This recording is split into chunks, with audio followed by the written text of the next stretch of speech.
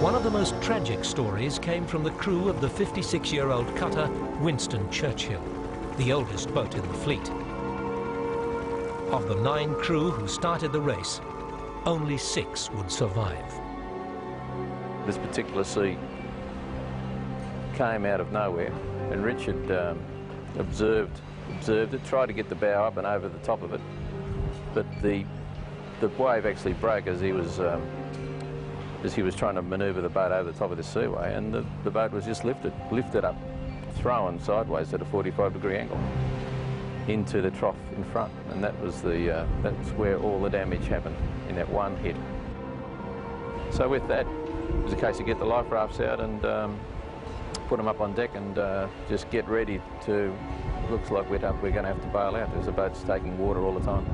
The Winston Churchill sank just 5 minutes after the Mayday in treacherous seas on Sunday night.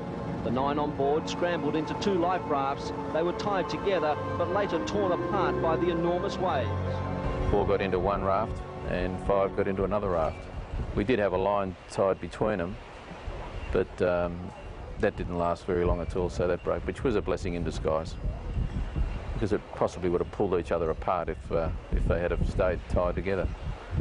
And then we took off, and that was about, I believe, probably around about 4:30 in the afternoon, or closer to 5 probably. So we still had sunlight, and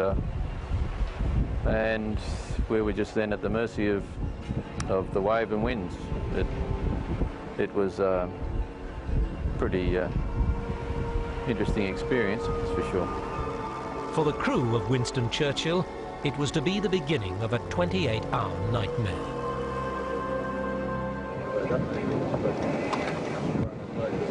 We've just got quite bad news down below, is that John Gibson, who is our crewman down there in the red cap,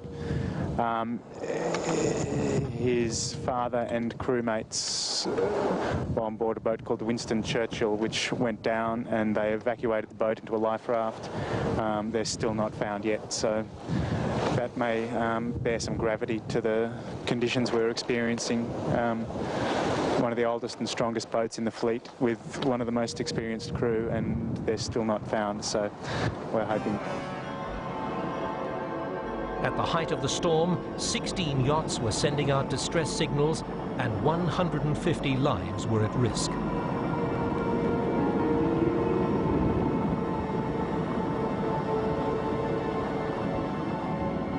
Meanwhile, other tragedies were starting to unfold. The killer storm was about to claim its first victim. English Olympic yachtsman Glyn Charles, swept overboard from Sword of Orion. You know, we were making our way through the seas. The boat was probably doing 6 to 7 knots, nursing our way across and down the seas. Occasionally you'd drop off a sea and maybe fall 10 or 15 feet and you'd get this almighty shudder. Of course, you'd get to the top of a really big one and the wind would be its full force at the top of the sea, and then as you made your way down to the bottom, you know, the wind strength might be 2/3 of that. So at the bottom of the sea it might be 45 to 50 knots. At the top of the sea it might be 65 to 70 knots. 2 o'clock in the afternoon, 70 miles into Bass Strait, 85 miles back to Eden, or 130 miles to Eddystone, which is the other side of Bass Strait. We knew the low pressure system was still to the south of us. We assumed from that the seaways and the weather conditions would only deteriorate further. I know that might sound hard, but from 80 knots to deteriorate further is a bit unthinkable, but certainly we didn't expect them to abate for at least 24 hours. The wise and safe decision was to retire.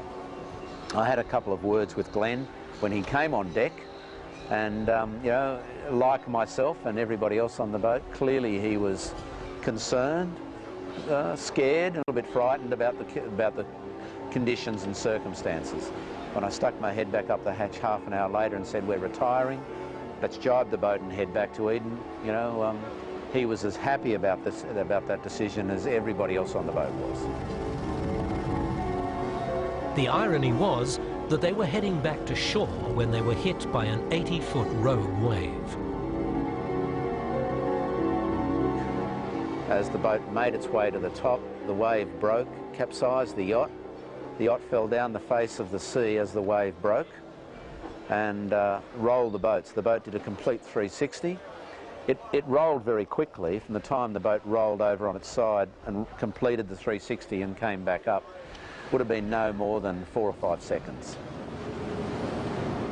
As the boat fell down the sea, the boom was on the leeward side of the boat, the mainsail wrapped around the boom, and we had fastened the boom with 2 pieces of webbing onto the stanchions on the leeward side to hold it on the leeward side of the boat. The force in which the boat fell down the sea, it broke the webbing, and the boom rolled across the boat like a steam train rapidly over the top of the wheel. It pushed the wheel stoving all down through the cockpit floor, but it drove over the top of the wheel, collected Glenn and threw him overboard and broke his tether.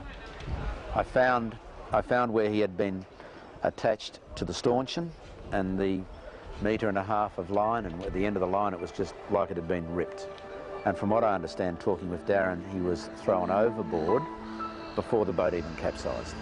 So then the boat capsized and got dragged by the wave, and by the time the boat had come upright, the boat was already 30 metres away from him. The crew was helpless to save their mate, and that was the last time they'd ever see Glyn Charles.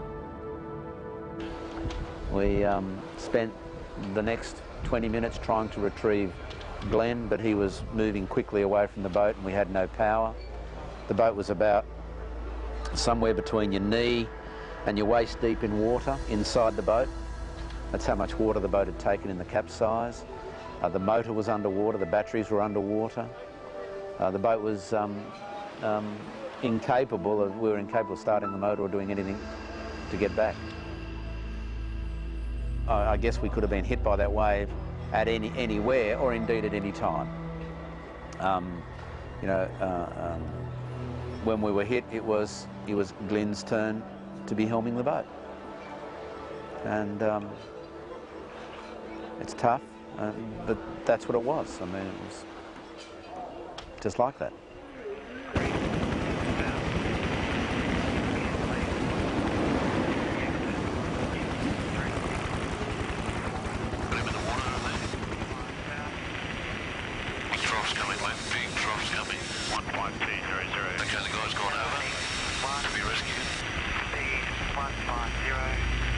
By early evening, the storm had forced over half the fleet to withdraw from the race.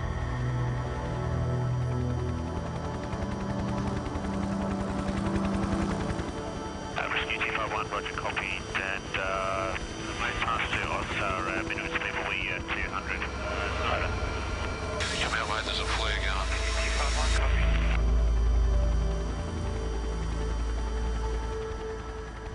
Very early hours of this morning, probably midnight, 1 o'clock. It took a 360-degree roll which took the mast out of the boat and caused some injuries to some people on board. What was going through your mind at this time? It's time to activate the E-perb and call in a bit of help, which we did. And these guys are fantastic. I can't speak too highly of their professionalism. And after we got the first guy off the boat, we suffered another 360-degree rollover, which put a lot of water in the boat. And yeah, we're pleased to be here. The tranquility of Eden was a long way from the terror of the storm. Through the late afternoon and night, battered yachts and sailors struggled into the harbour, many survivors needing ambulance treatment. Happy to be home, mate? No, I want to go back on the boat. Finish the race.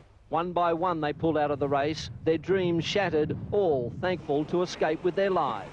At ports along the New South Wales and Victorian coastline, the scene was repeated as rescuers ferried survivors to towns and hospitals. I'm glad to be alive, mate, I'll tell you. Meanwhile, the crew from Winston Churchill, still in 2 small lifeboats, were in a life-and-death struggle as they prepared for a long night at sea. A night that would claim another 3 lives.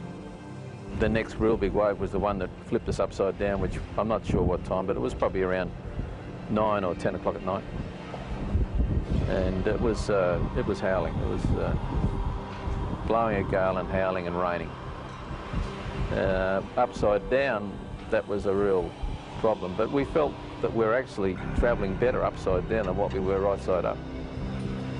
So it was a case of what do we do here, because it's only a matter of time before we run out of oxygen. And Jimmy Lawler, who was next to the sort of doorway, said that if to go outside he would have had to take his life vest off, which was going to be dangerous. And so we talked about it and we decided that was too dangerous to do, and you could quite easily get one or two people outside and another wave could hit you and you could lose those two. So that's when we came up with the option of cutting a hole in the bottom of the life raft, which we did with a knife, and cut about a 4-inch slit, and that was enough to let us get the oxygen. And the wave would hit us every now and again, but you'd lift the roof up, which was the floor, and shed the water off, and we were actually quite comfortable upside down. It would prove to be a fateful decision. An hour or so later, we got hit with another big wave, and that put us right side up again. And with the body weight inside the raft over a period of time, the floor split right across. So then we've got the roof is virtually gone and the floor is split, and then we're just hanging on to the inside of a ring. The water would break and you knew that you're in for a big wave, so you would clench on and you'd really hang on. This went on for a long time, but we were giving each other a lot of support, helping each other. And I suspect that the one that really the bad wave that got us where we parted company was, I think it was around 3 o'clock in the morning, I believe, about that time. And there was no warning of that wave whatsoever. And we just sort of went up the face of this wave, and I believe that what happened was that the wave broke when we were at the top of it, and I was hanging on. John Gibson was the one who had a life vest, and he actually had the life vest clipped to the roof frame. So he was pulled through the water, and I was fortunate enough to be able to still hang on to onto the roof frame. And this went for probably 300 yards or so, and then I was on the inside of the raft. But then when it stopped and I came up to get breath, I was on the outside of the raft. So I yelled out, "Is everybody here?" And I only got one reply, which was John Gibson. And I looked back. It was white water for about 300 yards, and I could see 2 people back behind me, and I just dived underneath, back up inside this ring that we were hanging on to, and said to John that we're really by ourselves now, and that we can't do anything to help the other boys. The wind and the water's going to blow us too fast. And that was the problem there. After a 12-hour struggle to stay together, the crew of 5 were now down to just 2. That was hard to take at the time. To lose 3 friends just like that in one wave was that you just had to really just fight the elements at that stage and just go for broke, trying to save yourself. It was to be a long battle.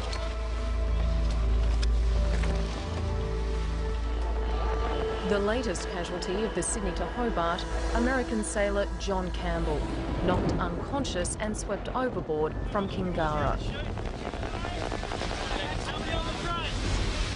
We just got hit with a monstrous wave. The helmsman, I think, saw it at the last minute, didn't have time to really react, and issued, a real warning, watch out. And the next thing you know, the boat was upside down. It completely rolled us 180 degrees. And in the process, I was washed off the boat. I was completely limp. My arms went over my head. And I just slipped right out of my jacket. My jacket turned inside out. And that's when I slipped out of the harness, and Peter was just grabbing me by the hand, trying to keep me from being washed away, and I just slipped back in the water and was lost at that point. My first memory was of kind of coming to what appeared like I was waking up from a horrible dream, and I literally had a debate with myself about whether this was reality or just what exactly was going on. I was completely disoriented. I had no idea how I got there. I remember seeing the boat, and it was getting farther and farther away, and it was starting to become clear to me that my chances of getting back on the boat were diminishing, and it was too far for them to be able to see me. It was about that time that I saw a flare. The guys on board the boat lit a safety flare, emergency flare, and I couldn't understand why they had done that, but moments later I saw a helicopter screaming over my head and heading towards the boat. John Campbell now considers himself the luckiest man alive. After 40 minutes alone in the ocean, he was spotted by a passing helicopter and pulled to safety. Hard to describe just how lucky I am. I mean, in those conditions, I think when most sailors go to sea in a race like that, the general understanding is that if you go overboard, even in the best circumstances, it's not likely that you'll survive. And so to be rescued in the worst circumstances is just incredible luck. By first light on day 3, English yachtsman Glyn Charles was still missing, and there was no sign of the life rafts from Winston Churchill. Day 3 of the Hobart race for us, and we're sort of limping the boat back into Eden, and we basically had to pull the pin after a few 60 to 70 knot gusts came in. The seas started to break heavily on the side of the boat, breaking the window, breaking the dodger. They had a bit of damage in sort of 15 minutes' time. Over the radio were coming several mayday calls from other vessels a bit further ahead of us, and we decided that discretion was the better part of valour and we would pull out.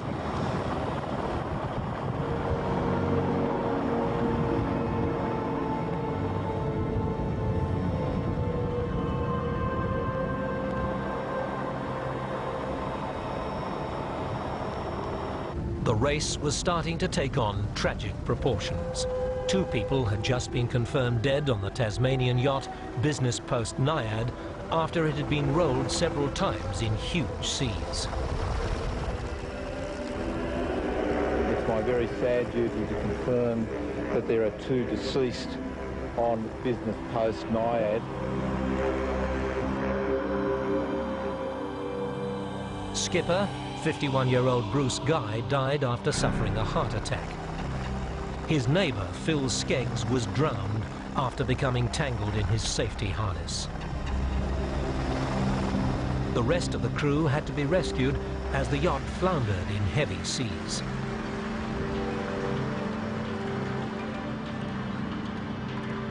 Cold and wet, they were taken to hospital, their faces testimony to the terror of the night and the heartache of losing their friends.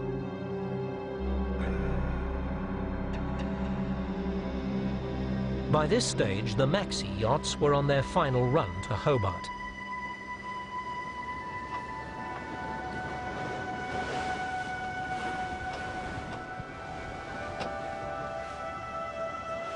They'd escaped the worst of the conditions, but had taken a battering all the same. For the crew of Nokia, the first sight of land was welcome relief after they'd been blown off course, well out to sea. The crew's done remarkably well, given that we've had to really stitch the boat together the whole way down here. We've got lots of broken stanchions, many broken sails. The sails is what really let us down. We were in solid 3rd position and we had a broken headboard, which meant we had to go with the trysail and end up about 40 degrees off course and a long way out to sea. We're now alongside the coast, which is a very welcome sight. But yeah, the sails have let us down, but the guys have been great. They've kept putting in. By late afternoon on day 3, there was still no sign of the crew from Winston Churchill. 17 aircraft and a Navy frigate were now scouring Bass Strait. Fears for the crew's safety were escalating, and Air Force Orion joining the already crowded skies of search planes. And then a breakthrough. I'd say it's definitely everything. Yep, I agree. A life raft with 4 crewmen on board was sighted. The other raft was still missing, but rescuers were now confident it was only a matter of time before it was found. It wasn't until it was dark, and they'd actually, on their way back after rescuing Richard, and we had a strobe light. John had a strobe light and I had a mag light, and we had those on at the time, and they actually spotted those two lights. So then they circled around us for about 10 times until a helicopter arrived, and I think that was around about 9 or 10:30. John Stanley says he always knew help would arrive. One chap came down on the wire and jumped into the life raft. They got John up there, but they didn't want to send the guy back down at all to rescue me, so I had to get myself out when the wire. Managed to put it on, and but I did get another line, part of the life raft, around my shoulder, and when they lifted me, they lifted the life raft as well. And I didn't realise it till I was about 20 feet, so I decided it was too dangerous, so I just bailed out of the ring and went back into the ocean. On the second attempt, John was dragged safely from the water, and the ordeal was over. So here we are pulling into Wollongong Harbour. We've had good news in that Gibbo's father, John Gibson, is alive and well. Two of them, along with our friend John Stanley, were plucked out of the life raft late last night. Unfortunately, 3 of our other friends have been washed out, presumed dead at this stage. So there's elation and also a fair bit of sadness on board. But they took us back and came back out, but it was too dark, and they wouldn't. They came out the next morning, but by that time it was too many hours had passed. So that was a sad part of the whole trip, losing 3 of your mates. One of Australia's largest maritime rescue operations, involving 38 aircraft, dozens of boats, a Navy frigate and hundreds of rescue personnel, has been suspended. 4 men have died and 2 are still missing, presumed drowned.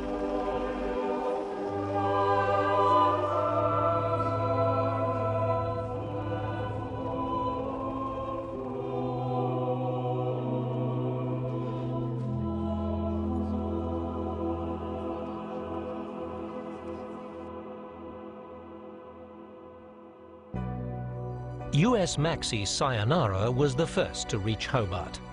The calm water and soft breeze are stark contrast to the fury of Bass Strait.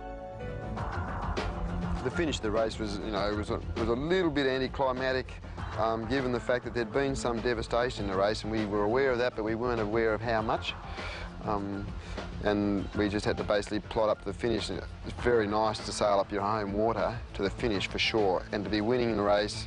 That's something that everyone would certainly dream to do.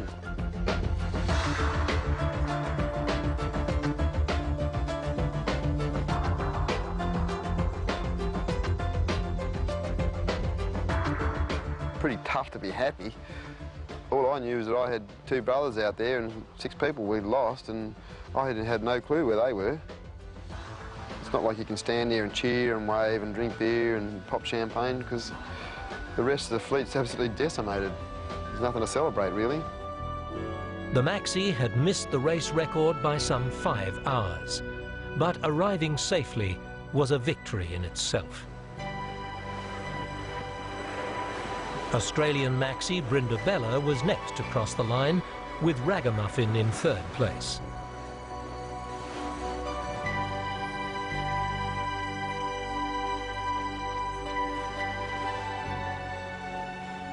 A few mates of mine actually from off the Winston Churchill, the boat sunk. They all manned the life rafts, and a couple of the boys went missing, 3 of them. They haven't found them. From general experience, I don't think they will now. They've been in the water for about 40 hours, so that's a bit of a shame that those things happen when you go yacht racing. Only 43 yachts would make it to Tasmania. The killer storm had claimed 6 lives, 5 boats had sunk, and 67 yachts had been forced to withdraw. 17 Hobart races, and I've done like 7 Fastnet races in England as well, and I raced in a lot of ocean races everywhere in the world. I mean, I've never seen conditions like that. They were conditions that were out of our control. By the end of the race, I was physically and emotionally exhausted. It was honestly the hardest ocean race I can possibly imagine. It was time to reflect on what went wrong. So out of a disaster, hopefully we'll get some improvements in various areas. The Bureau of Meteorology defended its role in the tragedy, saying it had issued adequate storm warnings. The host club defended its performance, saying it set world-class safety standards. Despite the controversy, it was agreed that any decision to continue racing ultimately rested with the skipper. Every time I do a Sydney Hobart, I say I reckon that'll be the last. But it's a strange sort of addiction that seems to happen. You can never be too well prepared.